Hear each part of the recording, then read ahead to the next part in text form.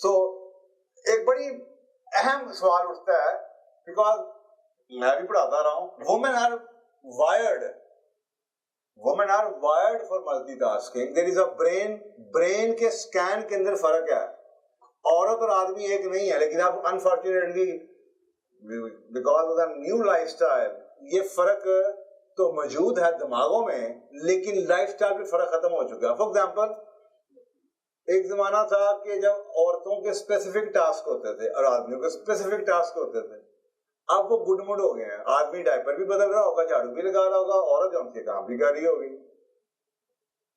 तो अब वो गुडमुड हो गए हैं। लेकिन जो पीछे से स्ट्रक्चर है, यानी कि जो आपका हार्डवेयर है, वो तो आपके हाथ में है नहीं चेंज करना। तो आपने लाइफस्टाइल चेंज कर दिया, लेकिन हार्डवेयर वैसे का वैसा ही है। तो उसका रिजल्ट क्या है कि वुमेन, स्टडीज कहती हैं कि women with the exception of with the exception of speaking ability, till today in any culture they have never outperformed men, just because of the same reason कि टॉप पे जाने के लिए फोकस चाहिए, and they are not wired for single task। वो wired ही, उनका brain का structure ही फर्क है। यहां तक कि जो ट्रेडिशनली औरतों के काम समझा, मतलब खाना पकाना, you will see the world best chef even man,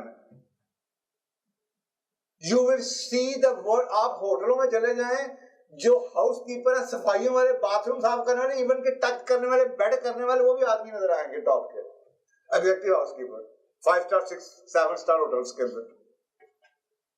क्योंकि हर टॉप पे जाने के लिए साइंसदान आपकी कितनी औरतें हैं, लेकिन औरतों ने कितना नाम कमाया ये हैरी पॉटर की लिखने वाली ने, because she is made for that, she is made for story telling.